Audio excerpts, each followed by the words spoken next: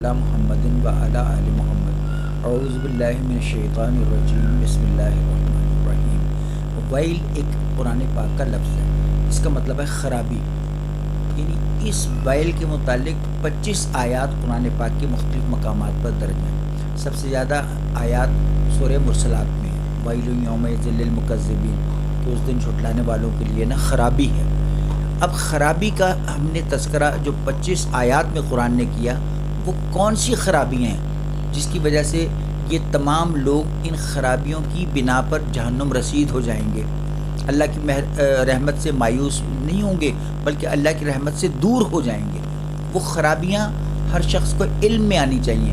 یہ خرابیاں صرف یہ نہیں، کل کائنات کے لیے خرابیاں ہیں۔ قرآن پاک کس کو ایڈریس کر رہا ہے؟ صرف مسلمانوں کو نہیں کر رہا، کل کائنات کو کر رہا ہے، خواہ کسی مذہب سے مسلک سے تعلق رکھتا ہو۔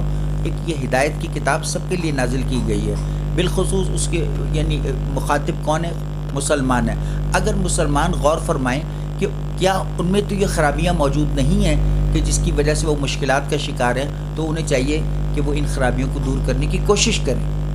بسم اللہ الرحمن الرحیم۔ ویل لکل ہمزۃ لمزۃ الذی جمع مالا وعددہ یحسب ان مالہ اخلدہ کلا لینبذن فی الحطمۃ وما ادراک ما الحطمہ نار اللہ الموقدۃ التی تطلع علی الافئدہ۔ ویل کا مطلب کیا ہے؟ خرابی ہے۔ کس بات کی خرابی ہے؟ ہر تان کرنے والے چغل خور کی خرابی ہے، یعنی چغل خوری ایک مرض عام ہے۔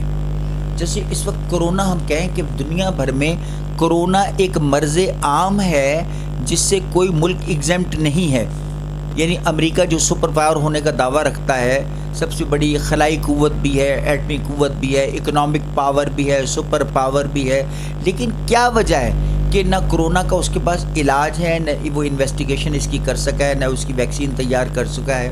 تو اس لیے یہ چغل خوری بھی کرونا کی طرح ایک مرض ہے جو ہر جگہ پر پایا جاتا ہے، خواہ وہ سعودی عرب ہو، ایران ہو، عراق ہو، پاکستان ہو، ہر گھر ہو، کوئی گھر چغل خوری سے دور نہیں ہے یا مبرہ نہیں ہے، ایگزمپٹ نہیں۔ دیکھیے چغل خوری کس کو کہتے ہیں؟ کہ انسان اس بات کی چغلی کھائے جو کسی کے اندر اگر موجود ہے بھی تو اسے بیان کرتا پھرے۔ مثلا کوئی آدمی گھر میں اچھا کھانا نہیں کھاتا تو دوسروں کو بتاتا پھرے کہ اس کے یہاں روزانہ دال پکتی ہے۔ کسی کے یہاں میاں بیوی کے درمیان جھگڑا ہے تو یہ چغلی کھاتا پھرے کہ یار یہ روز آپس میں لڑتے ہیں۔ کوئی بھی کام، ماں بیٹی کی لڑائی ہو، اس پہ چغلی کھا لیں۔ کالجوں میں اگر کوئی ٹیچر کلاس میں لیٹ آیا تو جا کے پرنسپل کو چغلی کھا دی کہ جی وہ تو کلاس ہی نہیں لیتا۔ اسکولوں میں بھی ماسٹر یہی کچھ کرتے پھرنے، ایک دوسرے کی چغلیاں لگا کے یعنی کیا کرنے، اپنے صاحب کے قریب ہونے کی کوشش کریں، قربت حاصل کریں۔ تمام سرکاری دفاتروں میں چغل خوری عروج پر ہے کہ فلاں لیٹ آتا ہے، فلاں کام نہیں کرتا، فلاں رشوت لیتا ہے، سر یہ فلاں وہ کرتا ہے، فلاں وہ کرتا ہے۔ تو یہ چغل خوری کیا ہے؟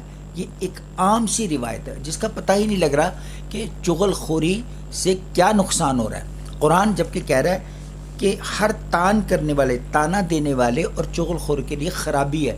خرابی کا مطلب اسے کسی طرح سے بھی کبھی فائدہ نہیں پہنچے گا، کچھ بھی کر لے، 100 عمرے کر لے، حج کر لے، نمازیں پڑھ لے، تہجد ادا کر لے، افطار پارٹیاں کروا دے، روزے کھلوا لے، جو مرضی کر لے، بڑے بڑے ویڑے ذبح کر لے، لیکن چغل خوری کے قرآن کی الفاظ محکم ہے، مستحکم ہے۔ لا یخلف المیعاد، لا تبدیل لکلمات اللہ، اس کی باتیں کبھی تبدیل نہیں ہوتی۔ جو بھی چغل خوری کرے گا، خواہ وہ چادریں چڑھاتا ہو، میلاد کرواتا ہو، نعت خوانیاں کرواتا ہو، لیکن چغل خوری اگر کر رہا ہے نا، ایک دوسرے کی سارا دن بیک بائٹنگ میں وقت گزارتا ہے، تو اس کے لیے کیا ہے؟ خرابی ہی خرابی ہے، فائدے کا کہیں بھی کہیں نام و نشان نہیں ہے۔ دوسری بات، الذی جمع مالا وعددہ، اور جو مال جمع کرتا رہتا ہے، جس کی صرف نظر کیا ہوتی ہے کہ مال کس طرح ملٹی پلائی ہوگا۔ جس طرح ہم ایکسپورٹس میں لفظ استعمال کرتے ہیں ویلیو ایڈیشن، کہ ویلیو جو ہے نا ایڈ ہونی چاہیے روزانہ، کہ ہماری ایکسپورٹس بڑھیں گی تو فورن ایکسچینج آئے گا، زر مبادلہ کمایا جائے گا۔ اسی طرح سے جو لوگ مال جمع کرنے کی فکر میں رہتے ہیں کہ جیسے کوئی چھابڑی والا ہے، ریڑی والا ہے، آڑتی ہے، منڈی مافیا ہے، اس کا کیا یعنی مدعا کیا ہے زندگی کا؟ مال جمع کرا، الذی جمع مالم و عددا. اور سورہ لہب میں دیکھیے اللہ نے کیا فرمایا، تبت یدا ابی لہب و تب ما اغنا عنہ مالہ وما کسب، کہ ابو لہب کا مال، کمایا ہوا مال اس کے کام نہ آیا نہ آیا نہ آیا. جتنے بھی لوگ ناجائز منافع خوری کر رہے ہیں، ذخیرہ اندوزی کرتے ہیں، ان کا مال ان کے کام نہیں آتا. بلڈنگیں ضرور پانی ملا ملا کے بنائی جا سکتی ہیں اور بنتی ہیں، پلازے بھی کھڑے ہوتے ہیں، لیکن اولاد بدترین نکلتی ہے، شرابی نکلتی ہے، جواری نکلتی ہے، بدکماش نکلتی ہے، نافرمان نکلتی ہے، بیٹیوں کی شادیاں رک جاتی ہیں. یہ کیا ہے؟ یہ خسارہ نہیں تو اور کیا ہے؟ تو کیا کمایا پھر؟ خرابی اسی کا نام ہوتا ہے. کوئی کام نہیں ہو پاتا، پیسہ تو گھر میں آ جاتا ہے لیکن کام سارے رک جاتے ہیں. اور تیسری بات کیا قرآن کہہ رہا ہے کہ کیا وہ یحسب انا مالہ اخلدا، اس کا مطلب یہ ہے کہ وہ جو مال جمع کرنے والا شخص ہے، کیا وہ یہ خیال کرتا ہے کہ اس کا مال ہمیشہ رہے گا؟ ممکن ہی نہیں. جب زندگی ہمیشہ نہیں رہے گی تو مال کیسے ہمیشہ رہ سکتا ہے؟ جب زندگی ایک معینہ مدت کے لیے ہے، ایک عارضی سا وقت ہے اس کا، تو مال کا بھی عارضی وقت ہے. جو ہی کفن پہنا، قبرستان میں دفن ہوا، اس کے مال کا بٹوارا شروع ہو گیا، اس کی چیک بکوں کی تلاش شروع ہو گئی، جیبوں کی تلاشی شروع ہو گئی، الماریوں اور صندوقوں کی تلاشی شروع ہو گئی. کیا حاصل ہوا؟ تو مال اس وقت تک ہے جب تک سانس چل رہا ہے، بلڈنگیں اس وقت تک ہیں، ڈیکوریشن، اسباب، گھوڑے، زر، عورتیں جب تک ہیں جب تک زندگی ہے. زندگی کا دورانیہ چونکہ بہت مختصر ہے اور معلوم نہیں ہے، نامعلوم ہے. وہ اگر معلوم ہو تو پھر تو بات اور ہے. پتہ ہی نہیں.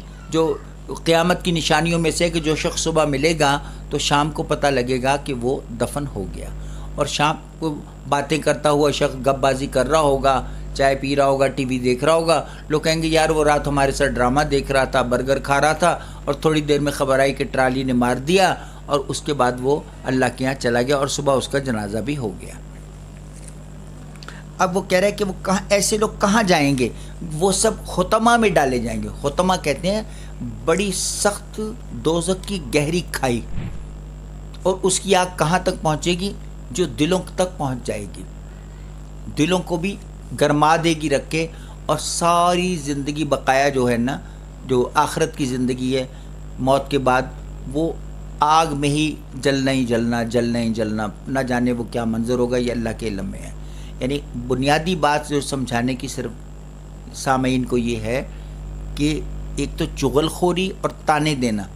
بات بات پہ جس طرح ساس بہو کو تانے دیتی ہے، بہو ساس کو تانے دیتی ہے، دونوں ہی باز نہیں آتی ہیں. اس دور کا سب سے بڑا المناک پہلو یہی ہے کہ میرے پاس روزانہ خواتین تشریف لاتی ہیں، اور ہر لڑکی اپنی ساس کے ہاتھوں تنگ ہے، جینا حرام کر رکھا ہے. ان بوڑھی عورتوں نے بھی، جوان عورتوں نے تو کیا ہوا ہے لیکن بوڑھی عورتوں نے بھی کم نہیں کیا. انہیں آخرت یاد ہی نہیں ہے. اپنی بیٹی کے ساتھ اور سلوک ہے، بہو کے ساتھ اور سلوک ہے.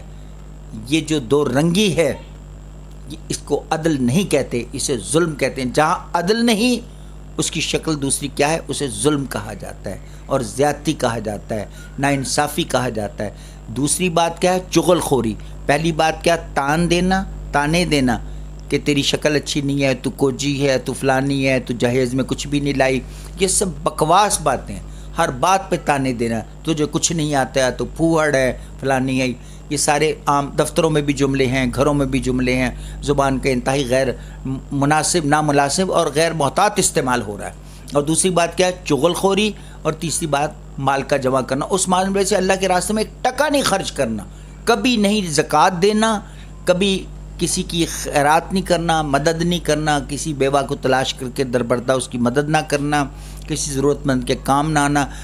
قرآن ورنہ بار بار کہہ رہا ہے وَبِالْوَالِدَيْنِ إِحْسَانًا وَذِي الْقُرْبَى وَالْيَتَامَى وَالْمَسَاكِينِ وَالْجَارِ ذِي الْقُرْبَى وَالْجَارِ الْجُنُبِ وَالصَّاحِبِ بِالْجَنبِ وَابْنِ السَّبِيلِ. یہ تمام اللہ تعالیٰ نے ایک لسٹ بیان کی ہے کہ ان لوگوں کی تم مدد کیا کرو.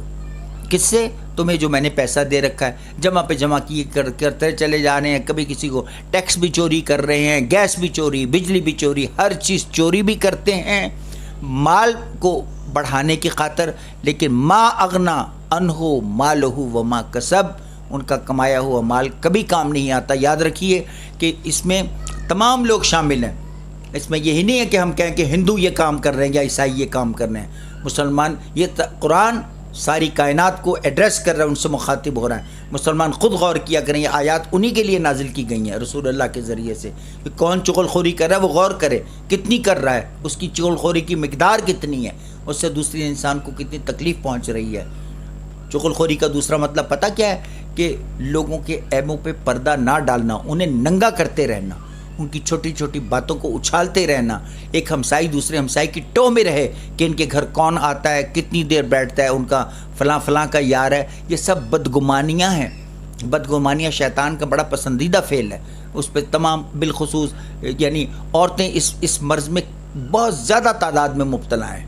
چغل خوری ان کا ایک محبوب مشغلہ ہے۔ سبحان ربک رب العزت عما یصفون وسلام علی المرسلین والحمد للہ رب العالمین۔